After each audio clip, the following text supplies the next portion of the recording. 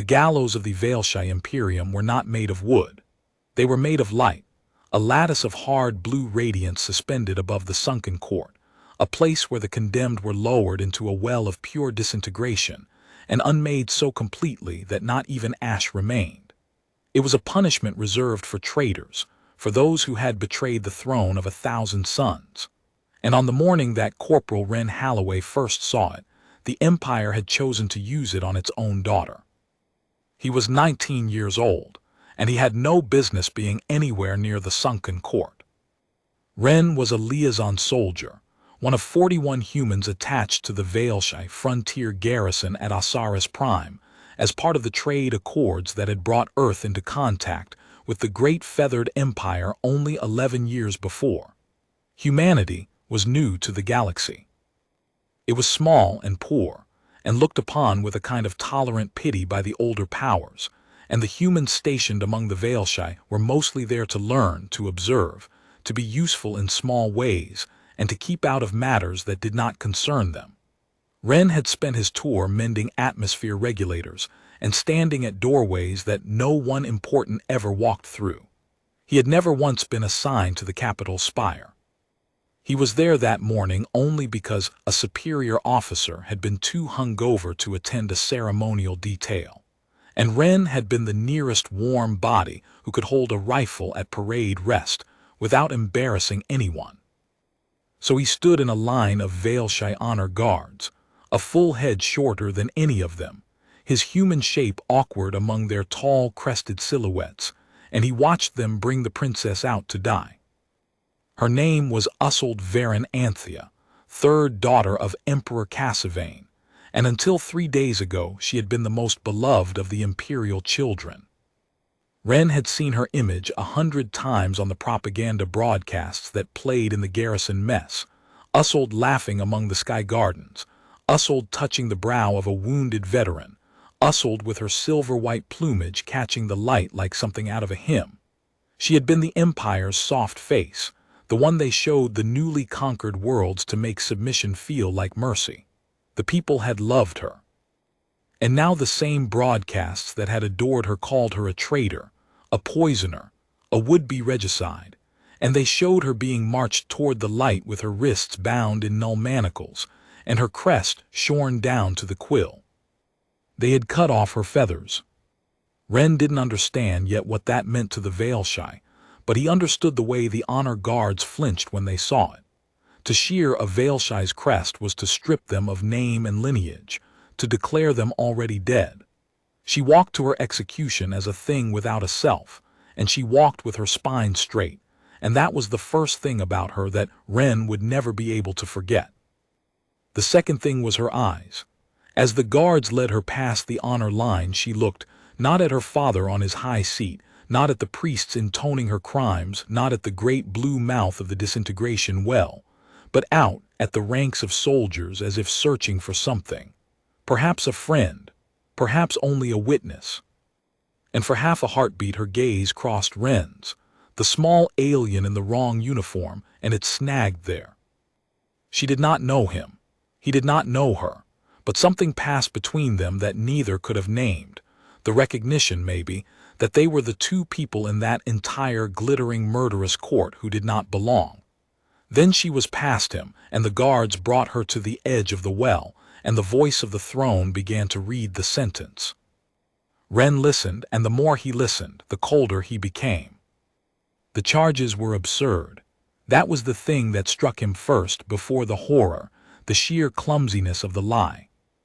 Was accused of poisoning the Emperor's ceremonial wine at the Feast of Ascending Stars, an act witnessed, the voice declared, by 3 loyal courtiers whose testimony was beyond question. But Ren had been on garrison rotation during the Feast of Ascending Stars. He had heard the reports. The princess had not even been on Osiris Prime that night. She had been 3 systems away, opening a hospice on the moon of Ith, and the whole garrison had watched the broadcast of it because a human medic had been part of the delegation, and everyone wanted to see him on the imperial feeds. The dates didn't work. The story was a coat thrown over a corpse, and it didn't even fit. Ren was 19 and he was nobody, but he was not a fool. He had grown up in a rough part of a rough colony where accusations were cheap, and the powerful used them like currency, and he knew the shape of a frame-up when he saw one. Someone in that court wanted Ussold dead, and they wanted it to look like justice, and they had done a lazy, arrogant job of it because they were certain no one would dare to check. He looked down the honor line at the Vael'Shai guards. Their faces were rigid, their eyes fixed forward. Some of them, he thought, must know. Some of them must have done the same math he had just done. And every one of them was going to stand there and let it happen, because the alternative was to die beside her. The voice of the throne finished the sentence. The priests raised their staves. The disintegration well brightened, its blue light climbing the walls of the sunken court until the whole chamber seemed to be underwater, and the machinery beneath the platform began to hum a note that Ren felt in the fillings of his teeth. 2 guards took Ussold by the arms and turned her to face the well. She did not struggle. She lifted her shorn head and looked into the light that was about to erase her, and Ren saw her lips move in some small private word, and he realized she was saying goodbye to herself, because there was no one else there to say it to. And Ren Halloway did the thing that he would spend the rest of his life being unable to explain. He stepped out of the line. It was not a plan. It was not courage in the way the songs would later pretend it was. It was closer to a reflex, the same jolt that had once sent him running into a burning transport tube on the colony to drag out a child he'd never met, a violence of the conscience that moved his body before his mind had voted on it. One moment he was a soldier at parade rest in a line of soldiers, and the next he was walking, alone, out across the open floor of the sunken court toward the disintegration well, his boots loud in a silence that had swallowed thousands of watching Vael'Shai. "Stop," he said. His voice was small in that enormous chamber. It cracked, the way a 19-year-old's voice cracks, and it fell into the silence like a stone into a still pond, and every crested head in the court turned toward the little human who had spoken. He kept walking. He didn't know what he was doing. He only knew that he could not stand still while a lie killed a woman 4 feet from him, and so his legs carried him forward past his own terror. The 2 guards holding Ussold froze, uncertain. There was no protocol for this, no drill for an alien soldier interrupting an imperial execution, and their uncertainty was the only thing that kept them from cutting him down where he stood. "Stop," Ren said again, louder, and now he was close enough that he could see the princess's face turn toward him, could see the astonishment break across it. "The dates are wrong. She wasn't here. She was on Ith." A murmur went through the court like wind through dry grass. High on the throne of 1,000 suns, Emperor Cassavane rose to his feet. He was old and vast, and his plumage was the deep imperial gold of 10,000 years of dynasty, and his eyes when they found Ren were not angry.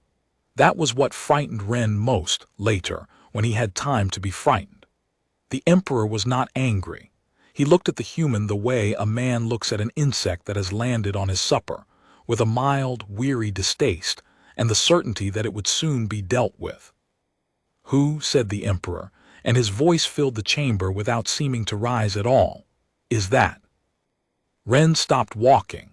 He was standing now in the open floor of the sunken court, alone, a 19-year-old human in a borrowed ceremonial uniform, between an empire and its condemned princess, and he understood with perfect clarity that he had just ended his life.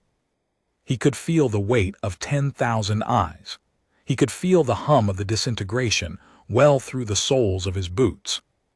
He straightened his spine the way she had, and he made himself speak clearly.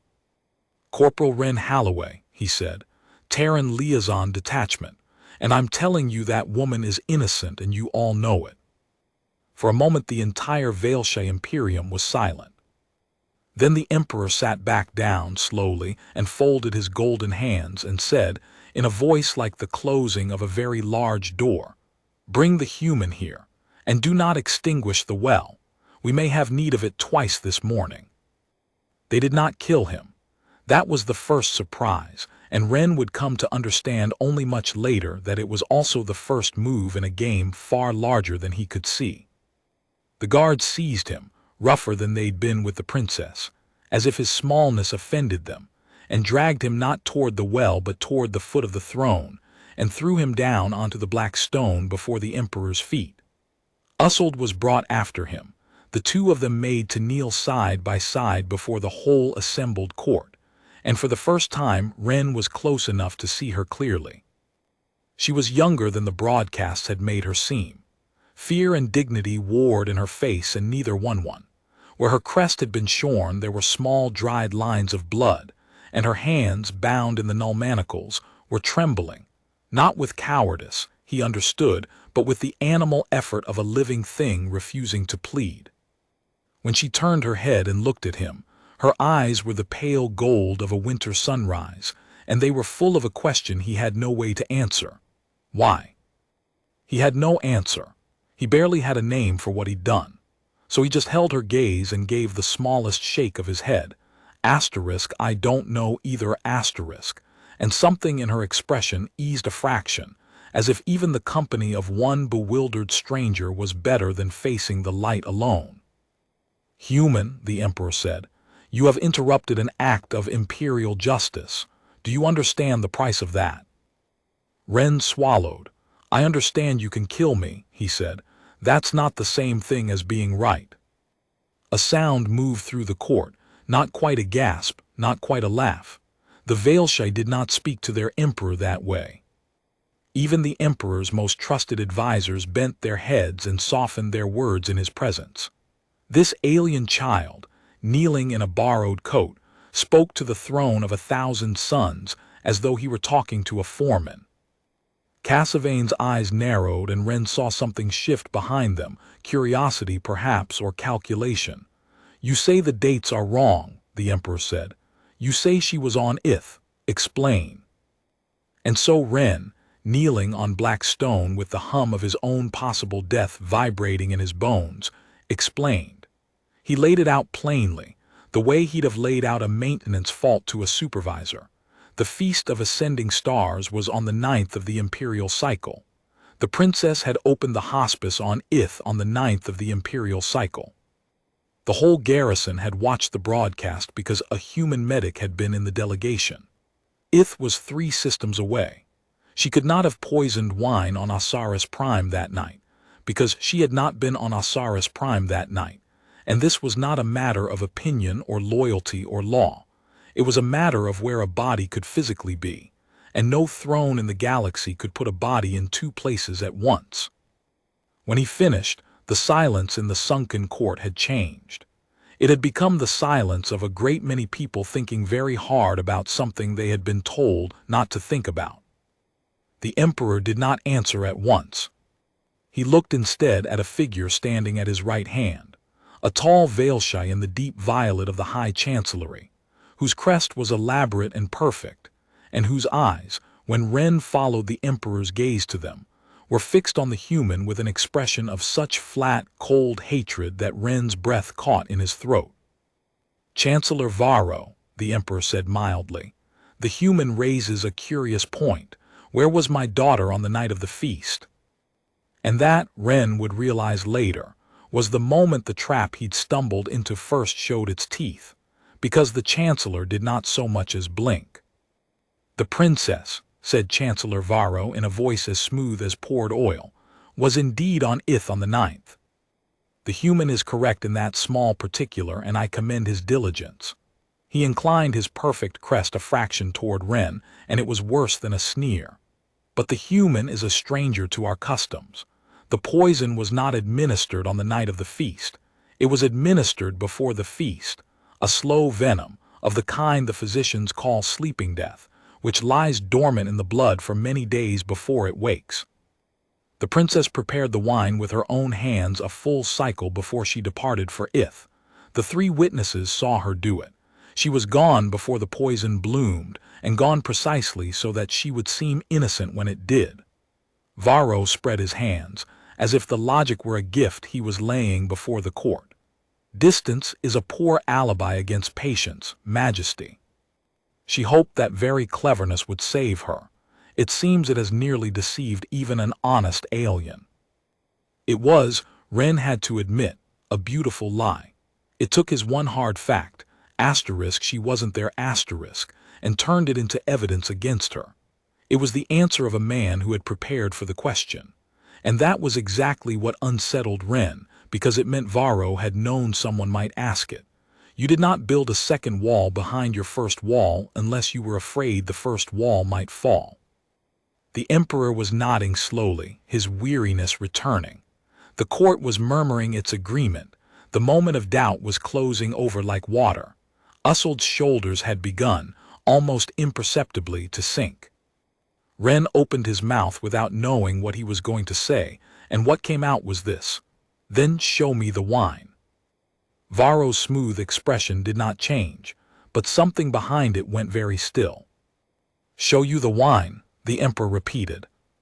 "The venom," Ren said, faster now, feeling his way along the edge of an idea in the dark. "The sleeping death. If it was in the wine and the wine was the Emperor's ceremonial wine, then there's a vessel. There's a residue. Your physicians can test it. I don't know your poisons, but I know your machines. I've been fixing your machines for a year. And I know your medical scanners can read a molecule off the inside of an empty cup a decade after it's drained. So test the cup. If the sleeping death is in it, and if it's the kind that only she could have brewed, then I'll walk into that well myself and save you the trouble. But test it, because a man who's certain doesn't refuse to test a thing that would prove him right." The sunken court had gone silent again, and this time it was a different kind of silence. The electric hush of a crowd that has just watched someone throw a stone and is waiting to see where it lands. The Emperor turned his great golden head toward his chancellor. "That is a reasonable request," he said slowly. "It is an insult," Varro said, and for the first time a thread of heat cut through the oil of his voice. The testimony of 3 loyal courtiers, weighed against the demands of a foreign soldier who fixes air valves. "Majesty, if we submit imperial justice to the doubts of every alien who wanders into court." "Where is the cup, Varro?" The question came not from the Emperor, but from Usseld. It was the first time she had spoken since her sentence had been read, and her voice was ragged from disuse and dread, but it did not shake. She had lifted her shorn head, and she was looking not at her father and not at Ren, but directly at the Chancellor, and there was something in her face now that had not been there before, not hope exactly, but the first cold spark of understanding. "You brought this charge against me 11 days ago," she said. "You had the wine sealed as evidence. You told the court it was too dangerous to handle, that the venom might yet be active, that only the Chancellery's own physicians could be trusted near it. So it has sat in your keeping for 11 days under your seal in your custody." Her pale gold eyes did not blink. "Where is the cup, Varro? Bring it out. Let the Emperor's physicians test it, not yours, and let us all see what has been done to it in 11 days. The Chancellor said nothing. He said nothing for exactly 1 heartbeat too long, and in that heartbeat Ren watched the whole architecture of the lie shudder, because everyone in the sunken court, the Emperor, the priests, the guards, the 10,000 watching Vael'Shai, everyone saw the Chancellor of the Imperium hesitate, and they all did the same arithmetic that Ren had done, and it was terrible arithmetic for Varro. "The evidence," Varro said at last, "has been destroyed. As is customary with venomed vessels, it was rendered down in the fire of purification, as our law demands, once the testimony was recorded." "Show me the record of its destruction," said the Emperor. The weariness had gone out of the old bird entirely now. He had risen again, and he was leaning forward on the throne of 1,000 suns, and his eyes had fixed on his Chancellor with a terrible new attention, because Cassavane had not become Emperor of 1,000 worlds by being slow, and he had just understood all at once that his most trusted minister had answered too quickly and too well. "Show me the record," the Emperor said again, "of the day and hour the cup was destroyed. Show me the physician who rendered it. Show me the ash. You have 11 days of custody to account for, Varro, and my daughter's life sits on the far side of it, and I find that I would very much like to see the accounting." And Chancellor Varro, who had built a beautiful lie and defended it beautifully, made the one mistake that beautiful liars always make when the ground finally opens beneath them. He ran. It happened so fast that Ren, kneeling, saw it only as a blur of violet. Varro spun from the throne's side and bolted for the high archway behind the imperial dais, and in the same instant a dozen things happened at once: the guards shouting, the priests scattering, the emperor's roar filling the sunken court like a physical thing, and the sudden, chaotic realization sweeping through 10,000 courtiers that the man they had watched condemn the princess was fleeing the consequence of a single overturned cup. But Varro did not run alone. That was the thing no one had understood until that moment. A frame-up of an imperial princess is not the work of one man, it is the work of a faction. As the chancellor fled, a full third of the sunken court moved with him, courtiers in the violet of the chancellery, guards who had been placed at the doors months ago, officers of the household who had been bought or frightened or promised things. What had looked like an execution was revealed in the space of 10 seconds to be a coup in the last stage of its birth. Varro had not merely wanted Usul dead. He had wanted her dead first asterisk, publicly as a traitor, so that when the emperor followed her, and the emperor was old and the sleeping death was real, and it was already, Ren would later learn, working slowly through Cassaveyn's own blood, there would be no beloved daughter left to rally the loyal houses around. Varro had meant to hollow out the dynasty from the youngest branch upward, and take the throne over a court that had already been taught to distrust the imperial blood. And a 19-year-old air valve mechanic had walked out of a line and knocked the first stone loose 11 minutes too early. The sunken court became a battlefield. Ren felt hands close on his collar and hauled him sideways, and for a wild instant he thought he was being dragged to the well after all, until he realized it was Usul, her wrists still bound, but her body thrown against him, shoving them both down behind the black stone lip of the throne's dais as a lance of disruptor fire cut through the air where their heads had been. The null manacles made her clumsy. She couldn't use her hands to catch herself, and she landed hard against him, and up close he could hear that she was breathing in short, sharp bursts, the way people breathe when they are past terror and running on something colder. "Your bonds," Ren said. "I can get them off, hold still." "You can't," she said. "They're keyed to the chancellery." "I fix your machines," Ren said, already working. "Chancellery locks are the same as garrison locks, same manufacturer.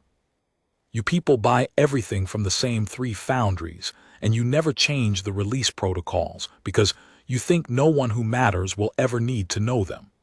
His fingers found the seam of the manacle, the recessed maintenance catch that every technician in the Empire knew and no aristocrat had ever bothered to learn. Turns out an air valve mechanic knows a few things. The manacle clicked open. Usul stared at her freed hands, as if they belonged to someone else. Then she flexed them and closed them into fists and looked up at Ren, and in the middle of a coup, in the strobe of disruptor fire, with her name shorn from her head and her father's throne cracking apart above them, she smiled at him, a fierce, astonished, brilliant thing that went through him like the second jolt of a live wire. "Corporal Ren Halloway," she said, "Terran Liaison Detachment." "Your Highness, I am going to remember your name for the rest of my life," she said. "However short you and I have just made it." And then she grabbed a fallen guard's disruptor with her newly freed hands, checked its charge with the ease of someone who had been trained far better than a soft-faced propaganda princess should have been, and rose up over the lip of the dais to return fire on the men who had tried to unmake her. Ren had exactly enough time to think she's not what the broadcast said either before a bolt scorched past his ear and the world narrowed to the next 10 seconds, and the 10 after that. He learned a great deal about Usul Varen Anthea in those minutes, more than the broadcasts had taught him in a year of adoring lies. He learned that she did not shoot to wound. She shot to end things cleanly, the way a person shoots who has been drilled by hard instructors and has decided, somewhere in her past, never to be helpless again. He learned that beneath the soft propaganda princess there had always been someone who had begged for that training and been given it in secret, because a third daughter in a court of knives is not so foolish as the court wishes her to be. And he learned that she was not fighting for herself. Twice in those first minutes he saw her break from cover not to save her own life, but to drag a wounded loyalist out of the killing field. Once a household guard she could not have known, once a terrified young page who had frozen behind an overturned bench, hauling them back by their collars with her own hands while the disruptor light stitched the air around her. She could have run for the outer spire. The loyal houses were rallying.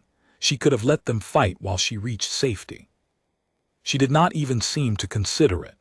She stayed in the worst of it, bareheaded and shorn and shouting her house's name, because the people dying for her were dying for her, and it had not once occurred to her that an empress-to-be was worth more than the least of them. That Ren thought in the middle of the killing was the thing the poisoners had never understood about her, the thing that made the whole frame-up necessary. You could not simply outmaneuver Ushold.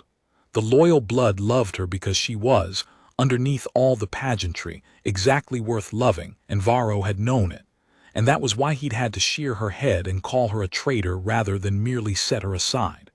A liar can defeat a rival. He cannot defeat the truth about a good person. He can only try to bury it and hope no one digs. Later, when it was over, historians would argue about how the battle of the sunken court had been won, and they would credit the loyal houses and the household guard and the emperor's own late and furious rally. They would give the human a footnote. But the truth, which only a few people in that chamber ever fully understood, was smaller and stranger, and turned on the actions of two young people crouched behind a slab of black stone. Because the coup depended on speed. Varro's people were a third of the court, but only a third. They had counted on shock, on the momentum of an execution already in progress, on the loyal houses being too stunned and too leaderless to organize before the thing was done. They had counted above all on Ushold being dead and the emperor being isolated. Instead, the princess was alive and armed and shouting. And she was shouting the one thing that could turn the tide. "To me," Ushold cried, rising again into the fire.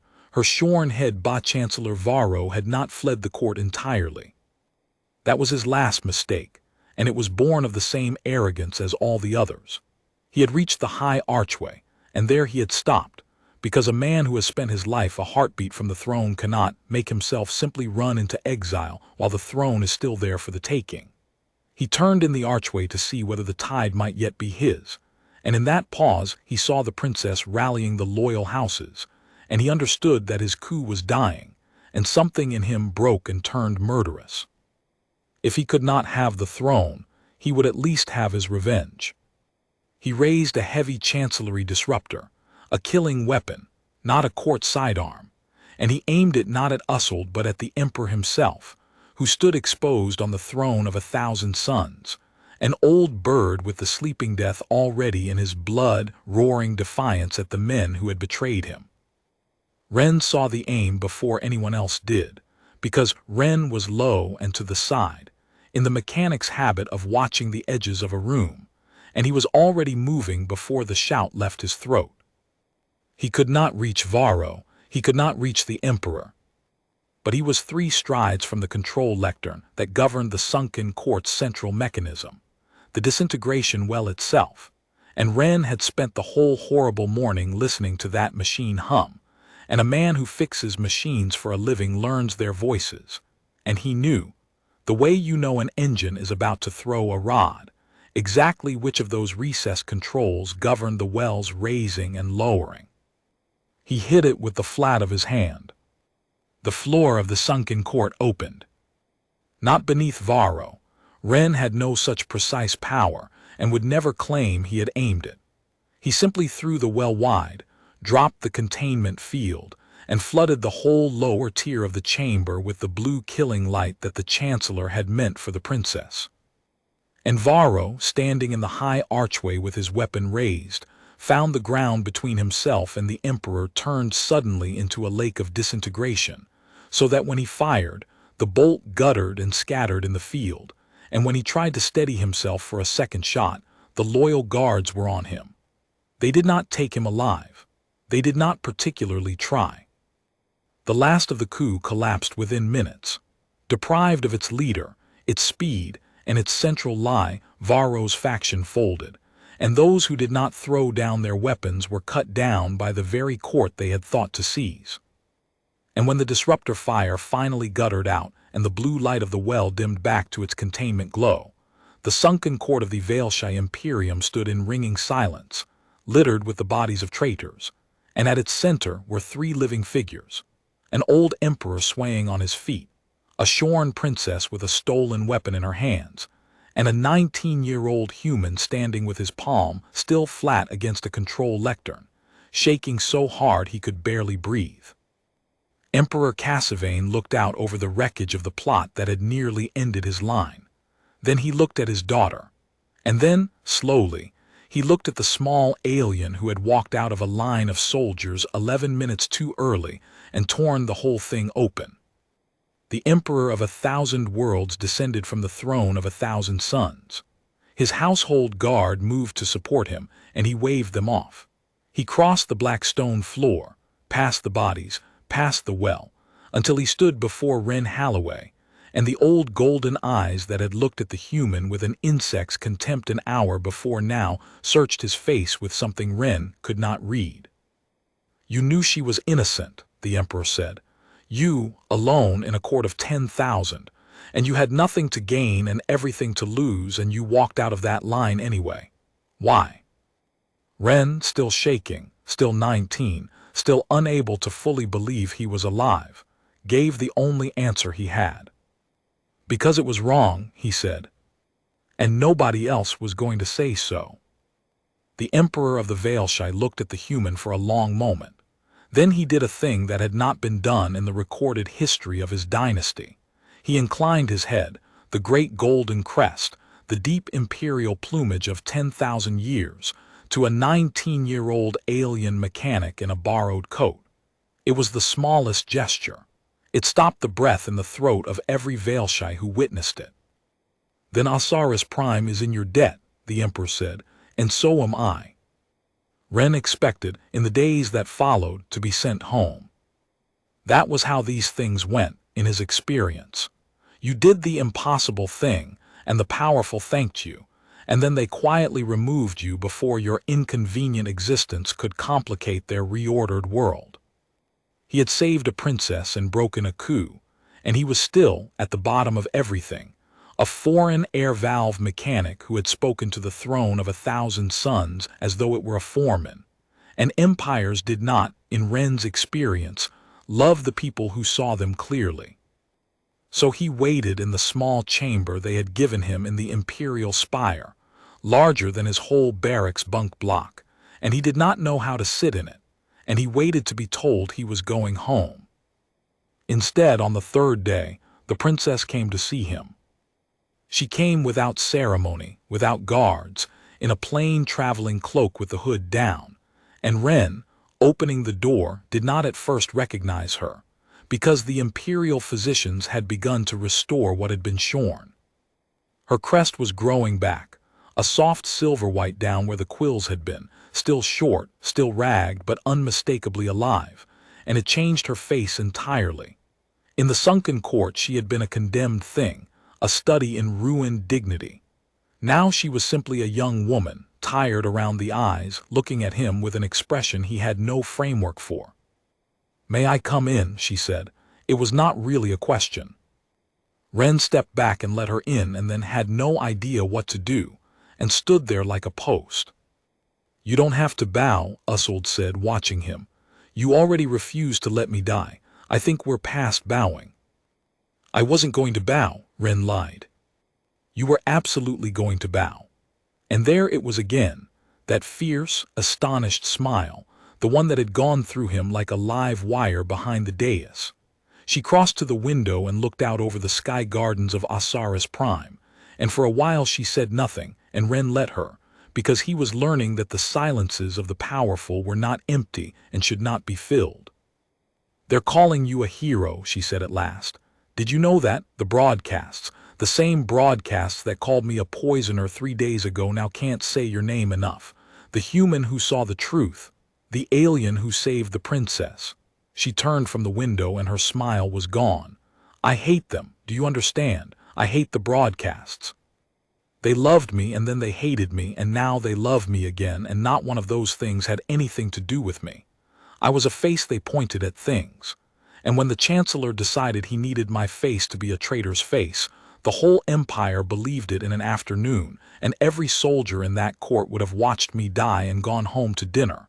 Every one of them." She looked at him. "Except one, who wasn't even one of us." "I'm not a hero," Ren said. "I did arithmetic." "Yes," Ushold said. "That is exactly what a hero is, and no one ever admits it. Everyone thinks courage is a feeling. It isn't. It's a choice you make when the feeling is telling you to do the other thing. You were as frightened as anyone in that court. I saw your face. You were terrified. And you walked out of the line anyway, because the arithmetic said someone had to, and you couldn't find anyone else to be that someone, so you were." She shook her head slowly. "Do you know what my father's advisors are saying about you now? They're saying you must be a spy, that no one risks that much for nothing, that there must be a Terran plot behind it, some scheme to win the Empire's favor. They cannot conceive of a person who simply saw a wrong and could not bear it. It's outside their arithmetic entirely." "A spy," Ren repeated. He almost laughed. "They think Earth sent an air valve mechanic to infiltrate the highest court in the galaxy, and his master plan was to interrupt an execution with no rank, no weapon drawn and no way out, on the theory that it might somehow work. That's the plot they've credited me with." "You're missing why they need it to be true," Ushold said. "If you're a spy, then what you did makes sense to them. It has a cause, a payoff. It fits the only shape they know. Everything is a move in a game, and the game is always for power. But if you're not a spy, if you really did walk out of that line for nothing but the fact that a wrong was happening in front of you, then they have to look at themselves.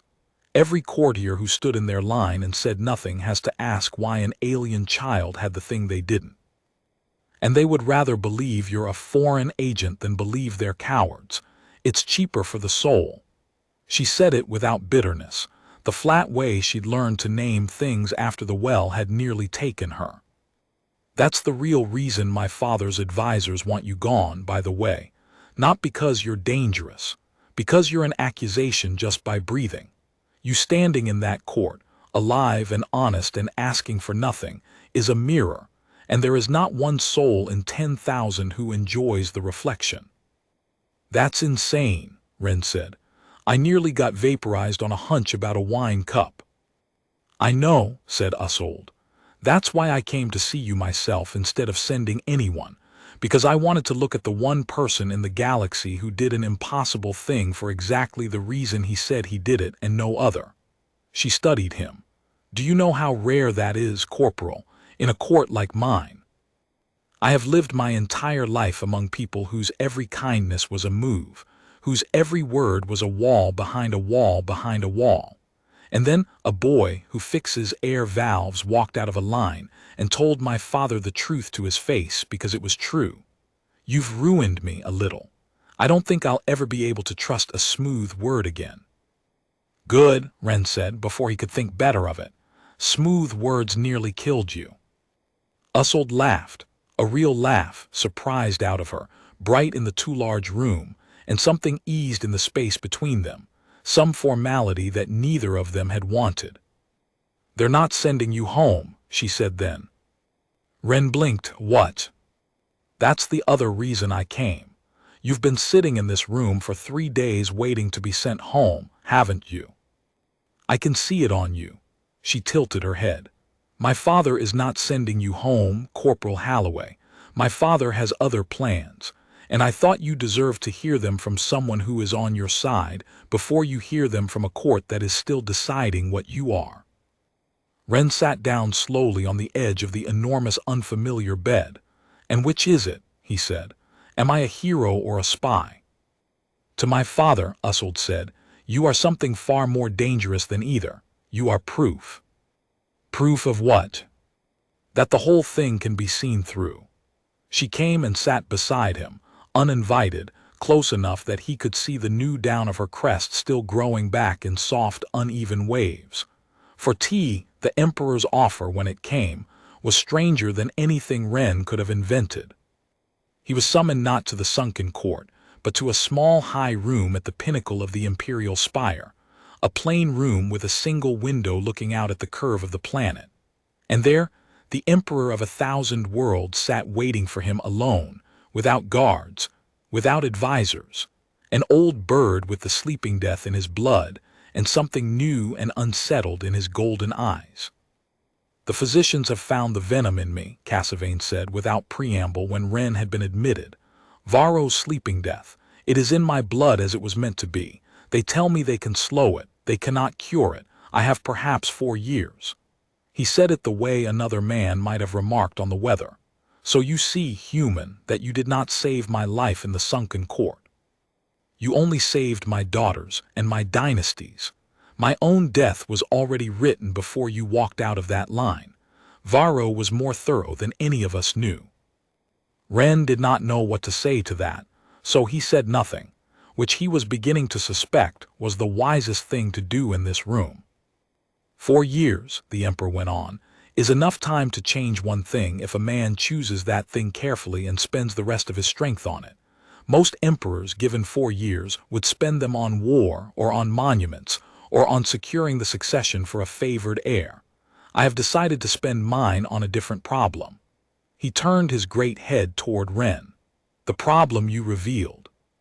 That my empire will believe anything the throne tells it, and will watch its own innocent daughter walk into a well of light rather than question the voice above it. Varro is dead, but the disease that made Varro possible is not a man. It is a habit of 10,000 years, and it lives in every court in the Imperium, and the next Varro is being born somewhere in my empire right now, and he will be smoother than the last one, and there will be no honest alien in the room the next time. The Emperor's eyes were very steady, unless I build one. I don't understand, Ren said. I want you to stay, the Emperor said, not as a soldier, not as a liaison. I am creating an office that has never existed in the history of my dynasty, and I am giving it to you, and I am giving it the only power in my empire that the throne has never granted to anyone, the power to be believed when it says the throne is wrong. A questioner of the throne, one voice, protected by imperial law, whose sole duty is to look at the acts of the throne and its ministers and say, out loud in the open court, when they do not hold together. A voice that cannot be shorn, cannot be silenced, cannot be sent to the well. He leaned forward. You saw what one honest question did to Varro's coup. I want that question to have a permanent home in my court. And I want it to belong to the one person who has proven he will ask it even with the light rising around him. Ren stared at the old bird. You want to make a 19-year-old air valve mechanic from a colony world into an officer of your empire, he said. A human, to tell your entire court when it's lying. Yes.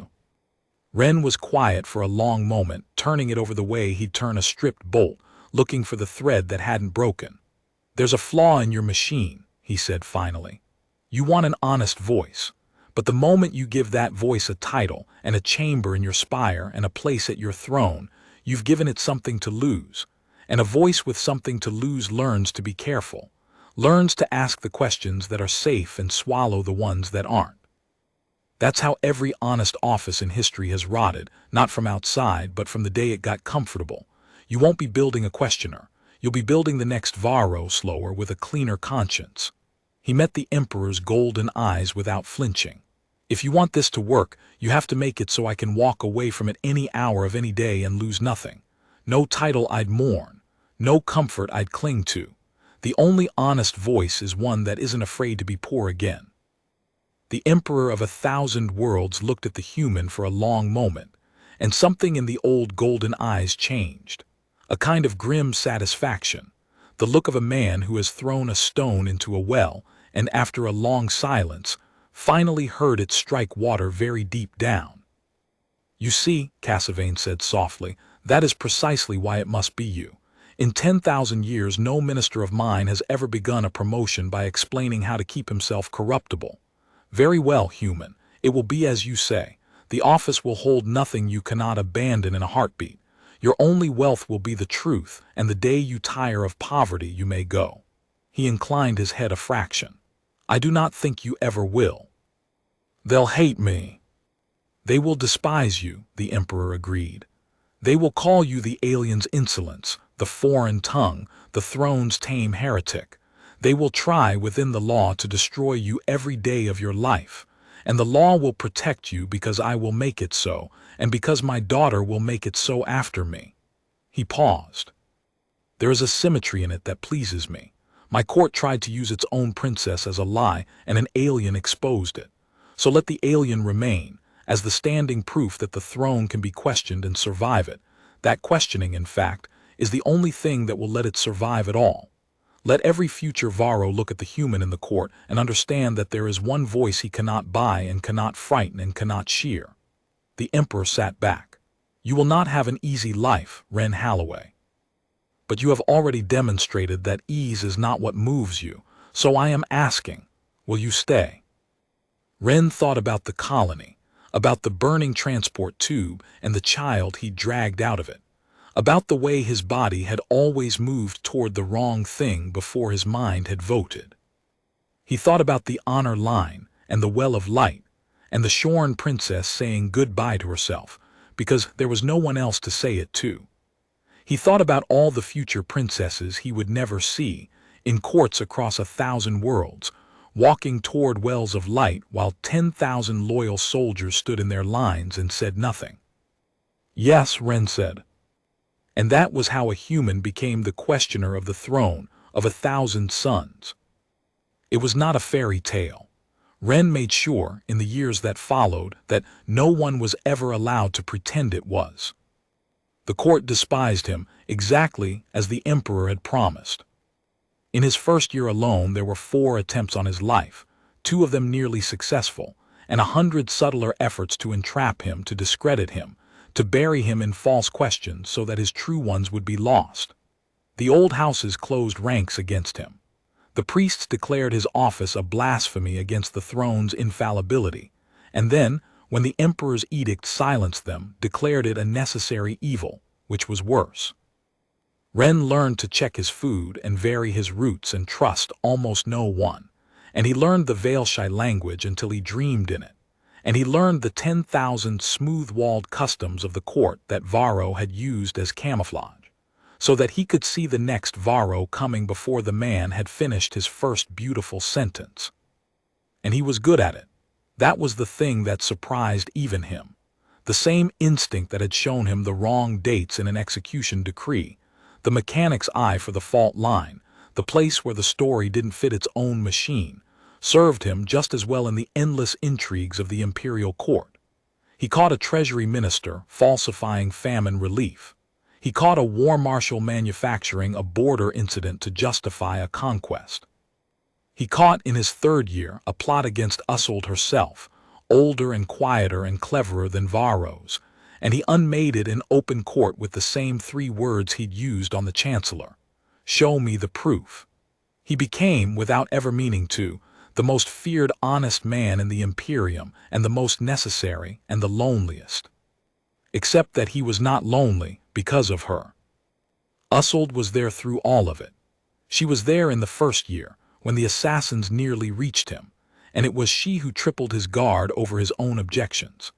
She was there in the long nights when he doubted the whole enterprise, when the weight of 10,000 hostile courtiers made him want to walk out of the spire and go home to a colony where nobody expected him to be brave. She would find him on the high balcony where he went to breathe, and she would sit beside him without asking permission, the way she had that first day, and she would talk to him not as a princess to her father's strange officer, but as one exile to another, because she had learned in her ruined and restored life that she was as alone in that court as he was. They had both been things the Empire pointed at other things. They had both had their true selves shorn away by the machine and grown them back stubbornly, and they recognized in each other the same rare defect: the inability to say the smooth thing when the true thing was needed. Somewhere in the third year, without either of them deciding it, they stopped being two lonely people who understood each other and became something the court had no protocol for at all. It frightened them both: a human and an imperial princess, a colony mechanic and the future of a 1,000-year dynasty, the two most watched, most resented, most impossible people in the Imperium. But that is the ending, and endings are easy to admire from a distance. The years between the sunken court and the coronation were not a triumph. They were a grind, and there was a night in the second year when Ren nearly lost everything, and it is worth telling, because it is the night that made him worthy of what came after. It began with a girl. Not Isolde, a different girl, a Vael'Shai serving child of perhaps 14 cycles named Piri, who worked in the kitchens of the Imperial Spire and who had, over the long months of Ren's loneliness, become one of the few people in the whole vast building who spoke to him as a person rather than as the alien insolence. She brought him his meals in the early days when he could trust no one else to prepare them. She had a chipped front quill and a way of rolling her eyes at the pomposity of the higher servants that reminded Ren so fiercely of the colony kids he'd grown up with that it made his chest ache. She was nobody. She was the lowest thing in the spire, and that, it turned out, was exactly why the next Varro used her. His name was Lord Tessing, and he was cleverer than the first Varro by an order of magnitude, and he had learned the lesson of the sunken court very well. The questioner cannot be killed within the law, and killing him outside the law would only prove the office's necessity. So Tessing did not try to kill Ren. He tried to make Ren lie, and he understood, as smooth men always understand, that you do not break an honest man by threatening him. You break him by threatening someone smaller than himself. Piri was arrested in the second year on a charge of theft, an Imperial data crystal, missing from a secure archive, found, of course, among her few belongings in the servants' warren beneath the kitchens. The penalty for such a theft under the old law was the well.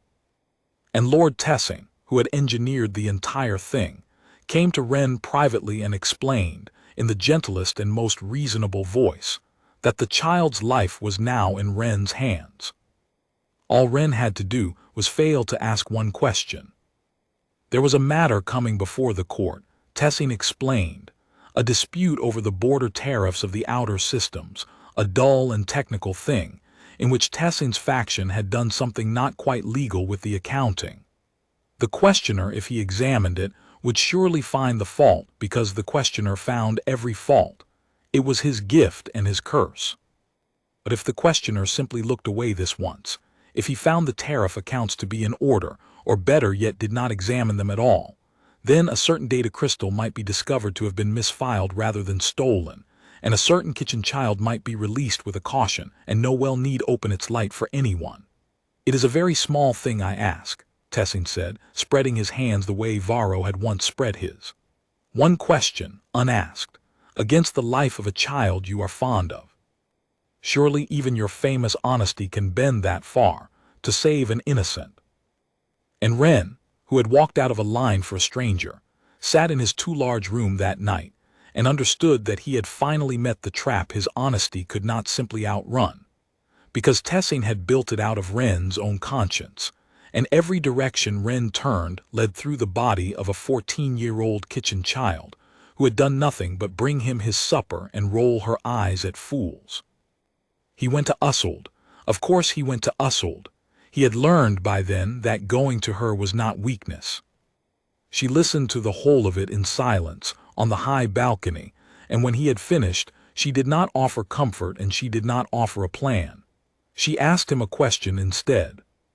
If Piri had been a stranger, Isolde said, would you ask the tariff question or not? That's not fair, Ren said. She's not a stranger.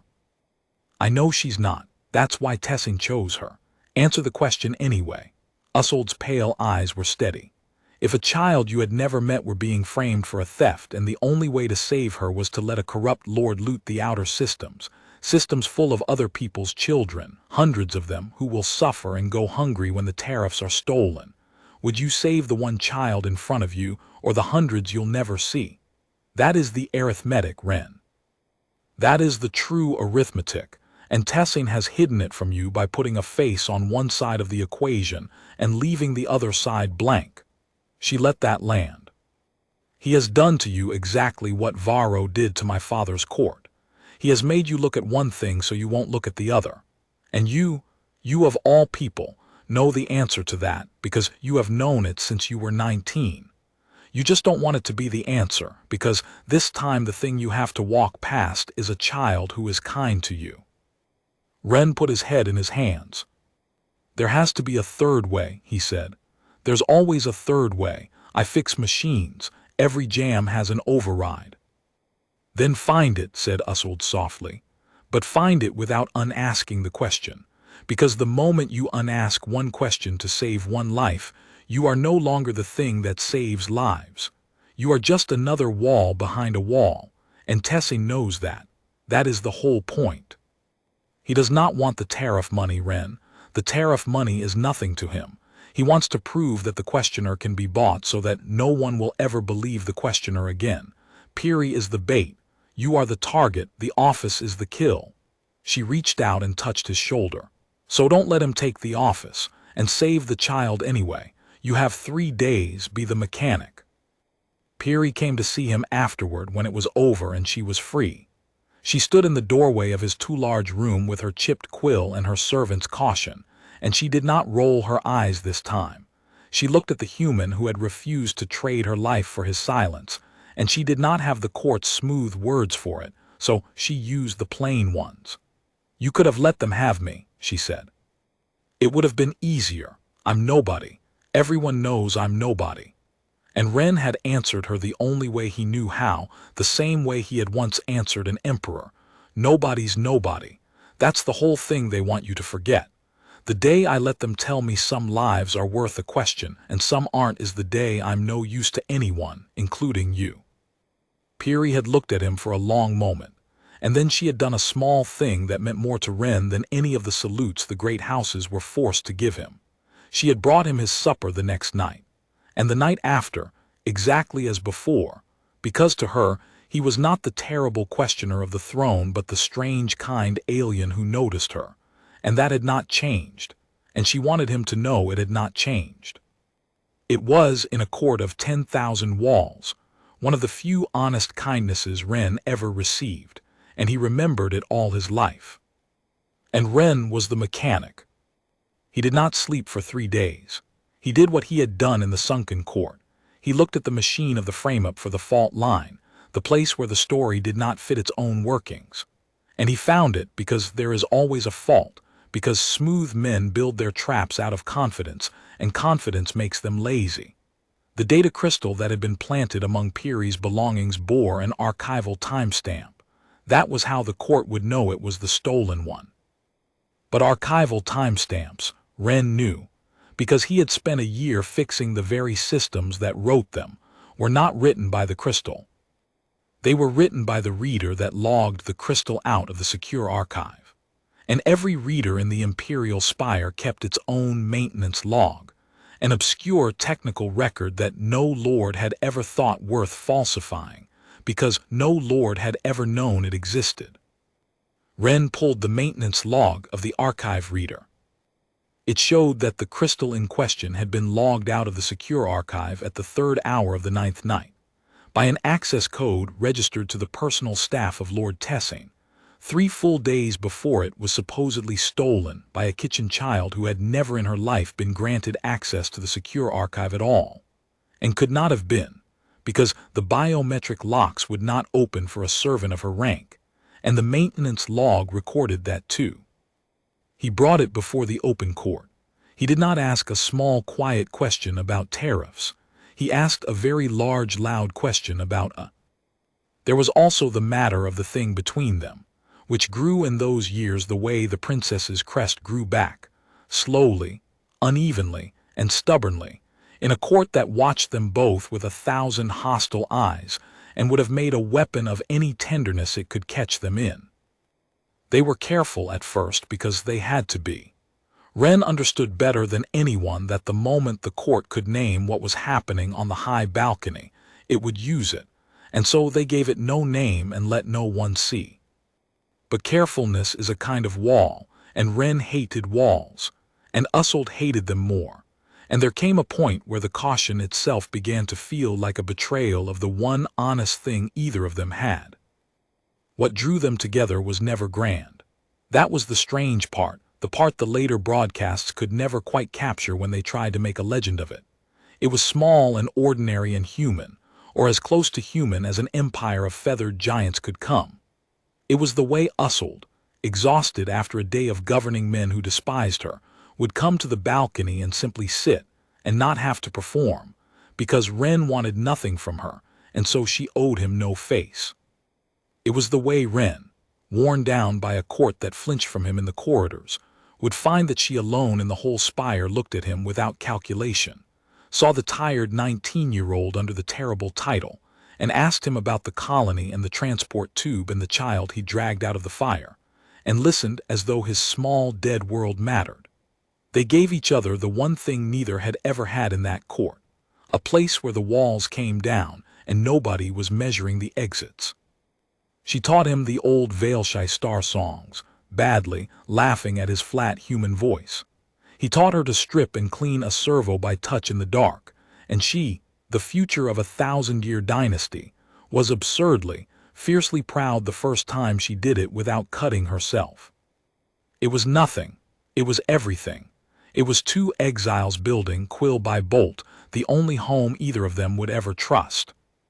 It was Ussold who forced the reckoning, in the 3rd year, on the night after Ren had exposed the older, quieter plot against her life, the one that had come closer than any of them liked to admit, a slow poison in the imperial water gardens that Ren had caught only because a fountain's flow rate had been wrong by a fraction that no one but a mechanic would have noticed.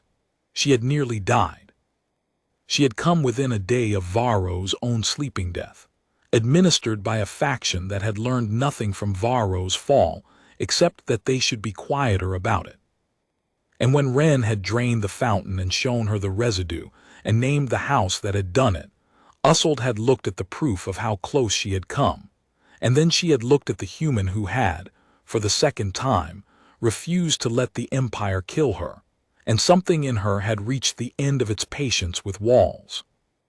"I am going to say a true thing," she told him on the balcony, "and I am not going to be smooth about it because you have ruined me for smoothness as I told you I would be. I have nearly died twice now, and both times the only thing standing between me and the well was you, not my father's armies, not my house's 10,000 loyal swords, a colony mechanic who notices when a fountain runs wrong. And I have spent 3 years being careful about how I feel about that because the court is watching, and I find that I no longer care what the court sees." She stepped closer. "I love you, Ren Halloway. It is the least strategic thing I have ever done, and I am the future of a dynasty, and I do not care. I wanted to say it to your face while we were both still alive, because in this court that is never a guarantee, and because you of all people deserve to be told the true thing plainly at least once by someone who is not asking you for anything." Ren, who had faced a disintegration well without flinching, found that he could not immediately speak. "I've loved you," he managed, "since you smiled at me behind the dais."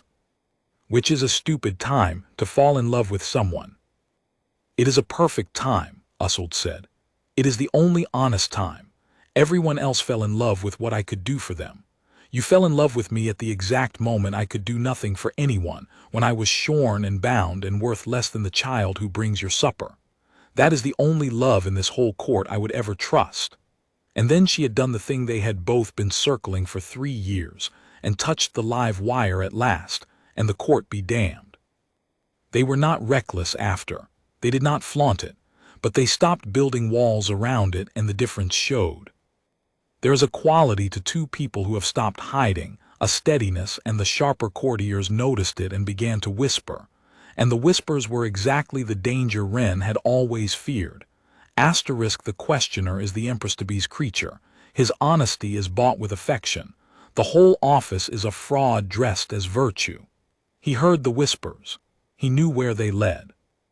He knew that the old emperor's beautiful, terrible weapon could be blunted not by any assassin, but by the simple public suspicion that its honest voice had a private master. There was a night in the 3rd year, not long after, when the whispers had grown loud enough that Ren almost did the thing he would later resolve to do more cleanly, almost left in the dark, without a word, to protect her by removing himself. He had gone so far as to pack the single bag that held everything he owned that was truly his, a worn multi-tool from the colony, a photograph of the transport tube he'd once are. In the years after, when the story of the sunken court had passed out of politics and into legend, the storytellers of 1,000 worlds would tell it 1,000 ways, and most of them would get it wrong in the same direction. They would make Ren Halloway taller. They would give him a sword or a secret rank or a prophecy.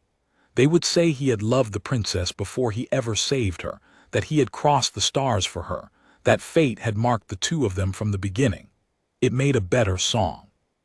It let the listeners off the hook, because a man moved by destiny is not a man they have to measure themselves against. The truth was smaller and far more demanding, and Usold, who became the most honest empress the Vael'Shai had ever known, made certain the true version was carved into the black stone of the sunken court itself, so that no minstrel could soften it. It said, in the plain glyphs of the common tongue and not the ornate script of the court. He did not know her. He owed her nothing. He was afraid. He walked out of the line anyway. That was the whole teaching, and she meant it to be. Because the lie the storytellers told, that Ren was special, chosen, fated, was a comfortable lie, and comfortable lies were exactly what had nearly killed her. If Ren had been born a hero, then his courage was a gift, and no ordinary soul need feel ashamed for lacking it. But if Ren had been an ordinary frightened 19-year-old who fixed air valves, a boy with nothing to gain and everything to lose, who had simply chosen the true thing over the safe thing in the one moment it mattered, then every soul who heard the story had to reckon with the fact that they could have done it too, and had not. And might next time, if they remembered that a line is only a line, and a person can always, at any cost, step out of it. That was the gift Ren gave the Imperium, not a rescue, a permission. And it was in the days before the coronation that Ren Halloway faced the hardest question of his strange career, and it was not put to him by any minister or plotter. It was put to him by himself, on the high balcony where he went to breathe, in the small hours of the night before Usold was to be crowned. He had done what the old emperor asked. He had built the office. He had made the questioner of the throne into a real thing, protected by law, feared by the corrupt, a permanent, honest voice in a court that had nearly died of its own smoothness. He could stay.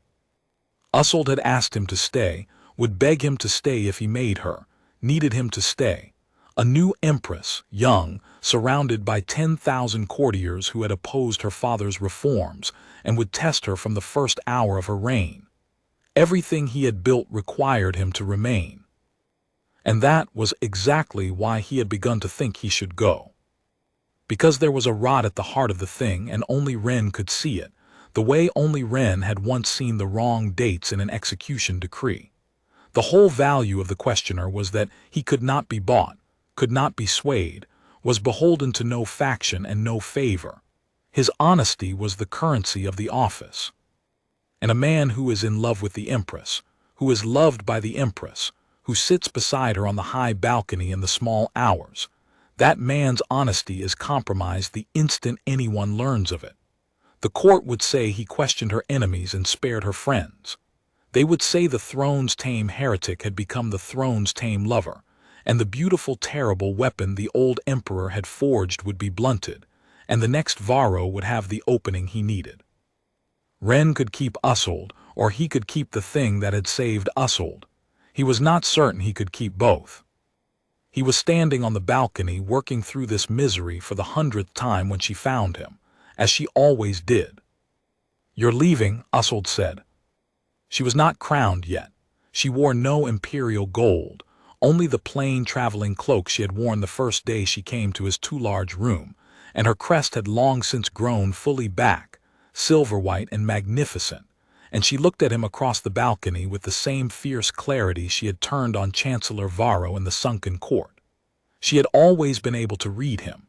It was one of the reasons he loved her, and one of the reasons he was afraid. "I've been thinking about it," Ren admitted.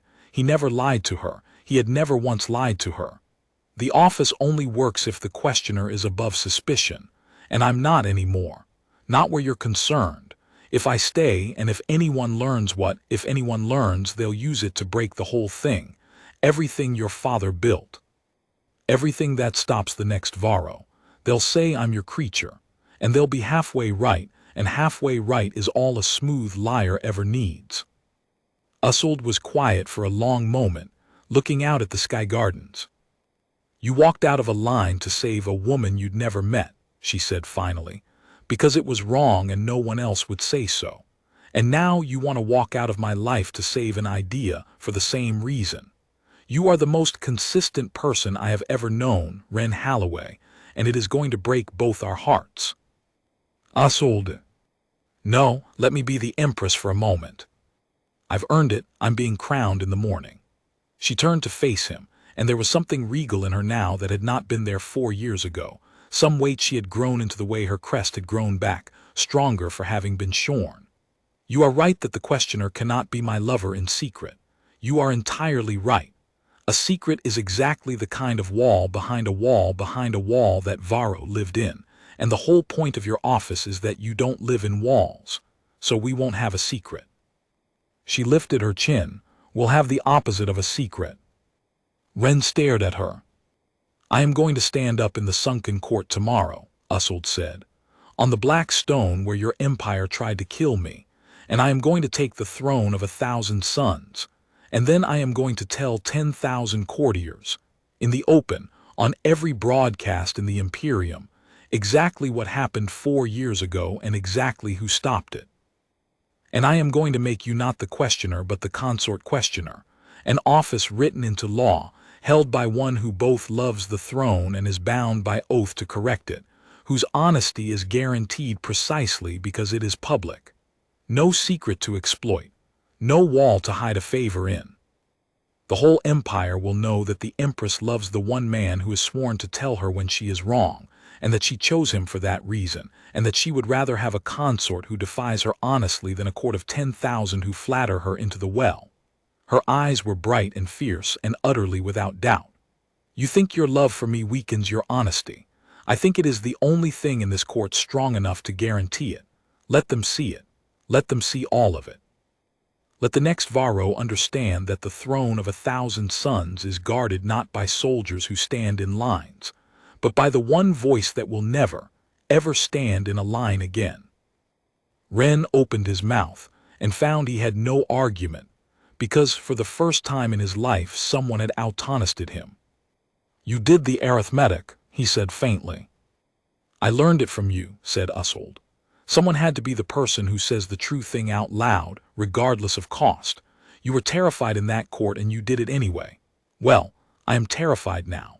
Do you have any idea what it will cost me politically in my first hour as Empress to tell my entire court that I love an alien mechanic and am building him a throne beside my own? It is madness. It is the least smooth thing an Empress has ever done." She held out her hand to him, the same hand he had unbound from a chancellery manacle 4 years before on a floor lit by disruptor fire. "But it's true, and nobody else is going to say so, so I will." Ren looked at her hand. Then he looked at her face, the fierce, astonished, brilliant face that had smiled at him behind the dais at the very worst moment of both their lives, and he understood that the arithmetic had, in the end, come out in his favor, and that the boy who had walked out of a line had not lost his life in the sunken court but found it there. He took her hand. They crowned Usold Varen Anthea, Empress of the 1,000 Sons, on the black stone of the sunken court, above the sealed and darkened well that would never again unmake a living soul. And when the crown of 10,000 years had been set upon her fully restored crest, She did exactly what she had promised. She told the assembled Imperium the whole truth, the false charge, the shorn feathers, the well of light, the coup, the human who had walked out of a line of soldiers and asked a single question about a cup of wine. She told them her father's dying reason for creating the questioner, and she told them her own reason for changing it. And then she named Ren Halloway of Earth the consort questioner of the throne, and she said, in a voice that carried to every world in the empire, "The throne of 1,000 sons nearly killed its own daughter for the crime of being inconvenient, and 10,000 loyal soldiers stood in their lines and let it happen. One did not. He was 19 years old, and he was not one of us, and he had nothing to gain and everything to lose, and he refused. Remember that this empire's justice was saved not by its loyalty, but by its one act of disobedience. Remember that the throne can be wrong, and know that so long as I reign, and so long as he stands beside me, there will always be a voice in this court that will walk out of the line." The court did not cheer. It was too stunned to cheer, and half of it too resentful.